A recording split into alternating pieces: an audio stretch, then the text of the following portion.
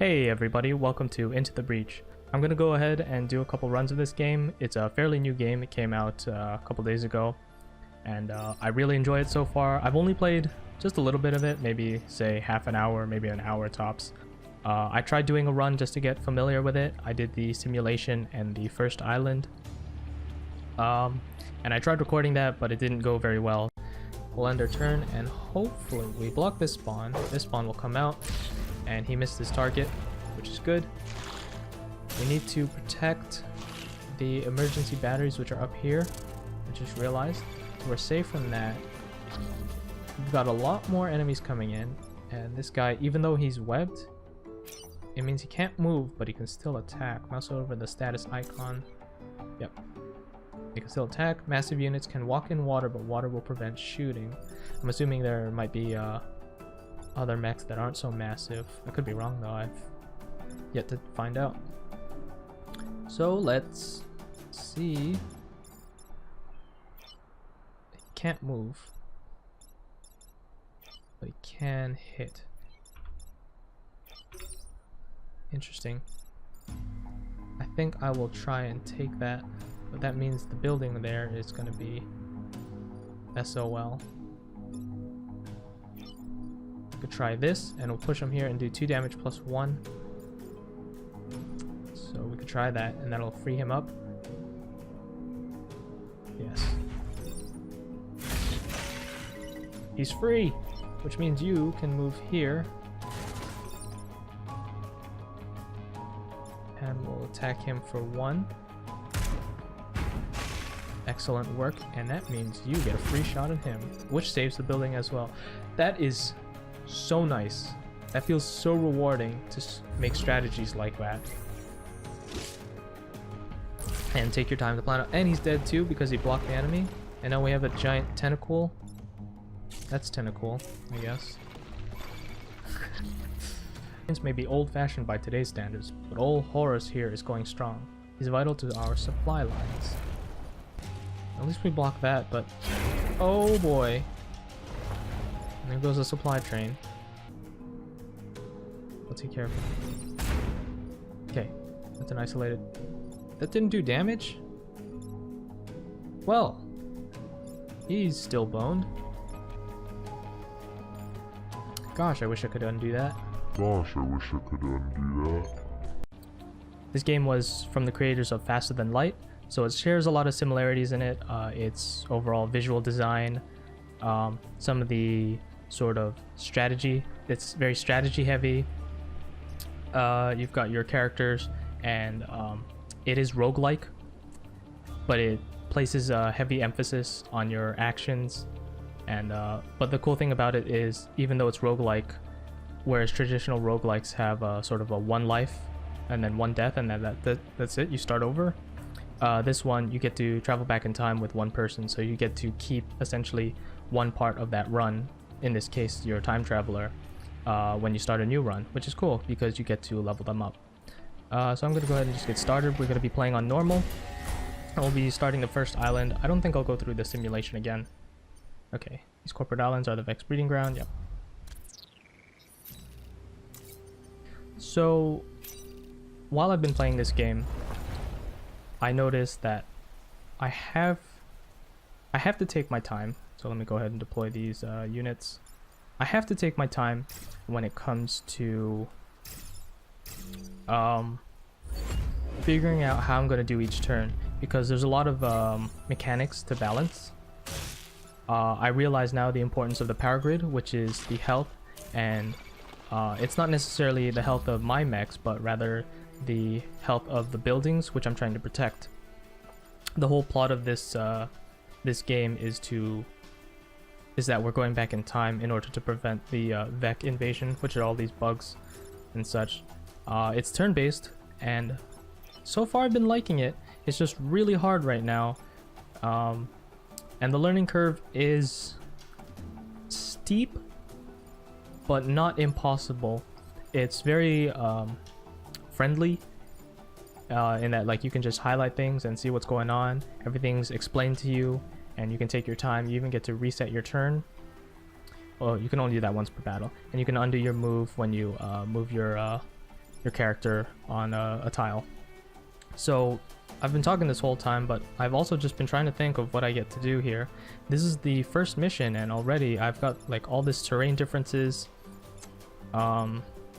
These are these bonus objectives: defend the artillery unit, which is right here. And right off the bat, I'm just having an issue deciding what I want to do and how I can make the most of my actions. So it's looking like I'm going to have to I'm gonna have to be taking some damage already. And again, I talked about the importance of the power grid, so I'd like to be able to maintain full health. But with that being said, I think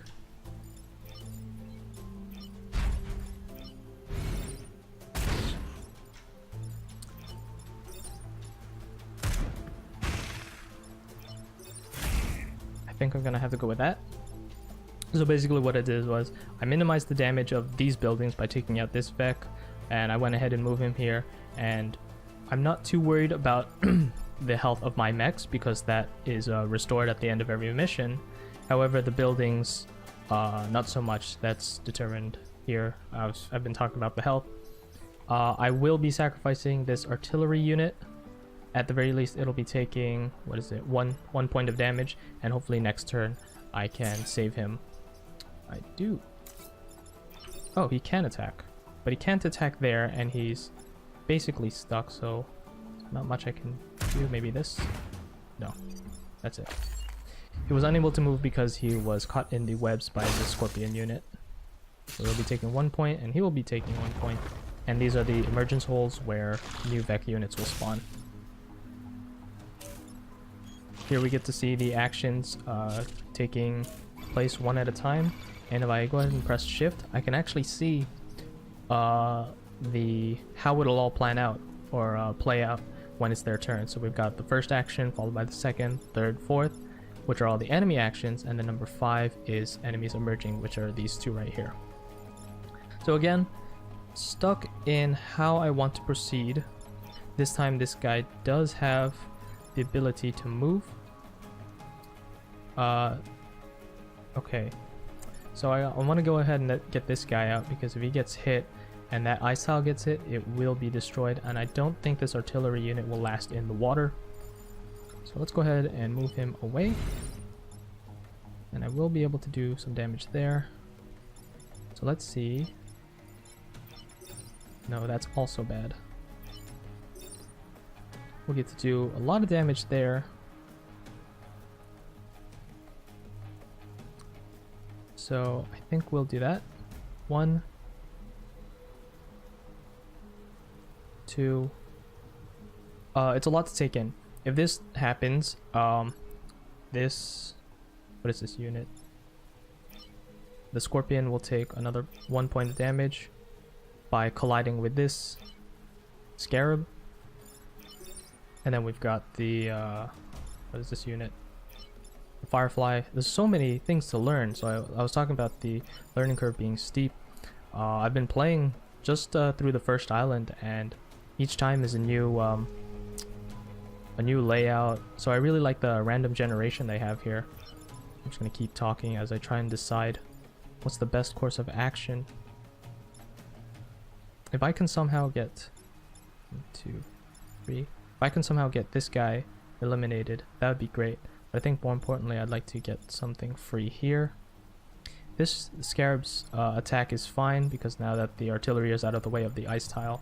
So I'm going to go ahead and try and see if my plan is working. I'm fleshing it out in my head. Followed by you. Cool. And now that you can move,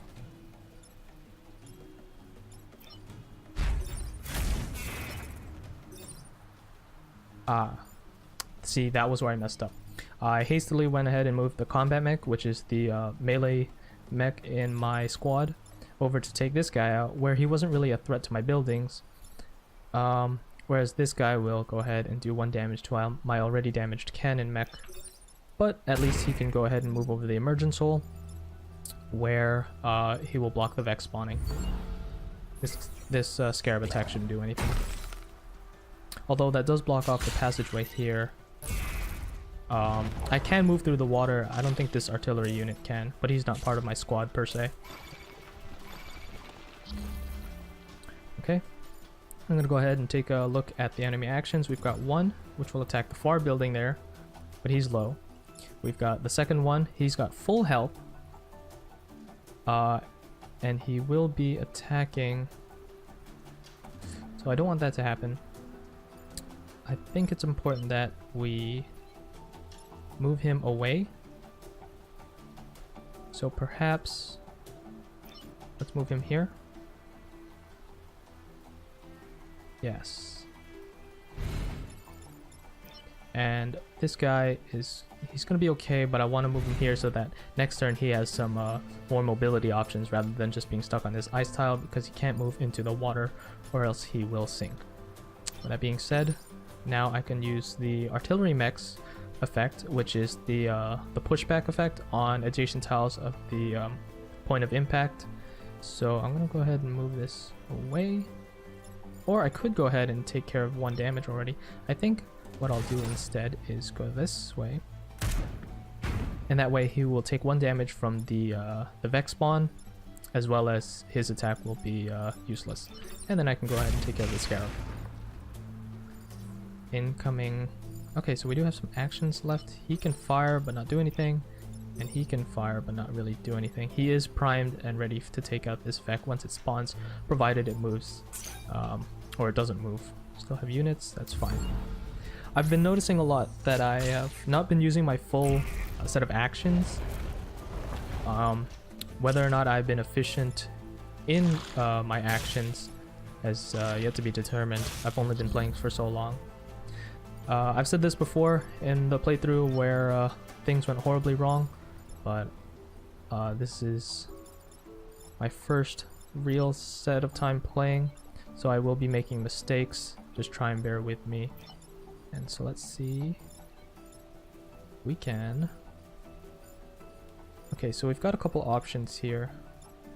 2 and 3. Let's see if we can do some damage to these guys.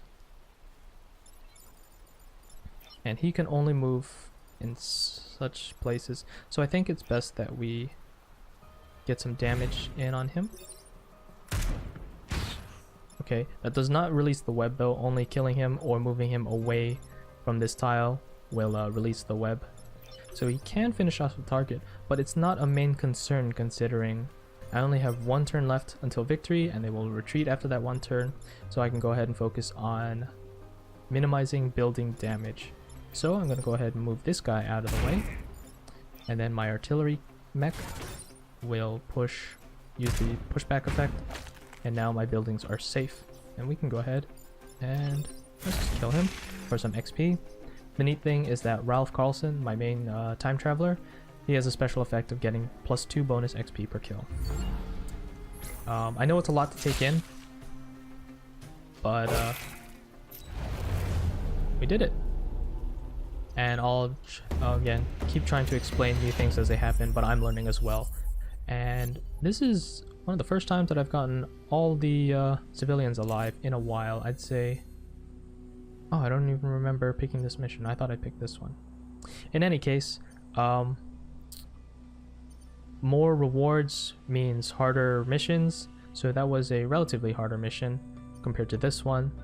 This one has the effect of having defensive shields active for the buildings, so let's jump right in since it's the only mission we can pick from.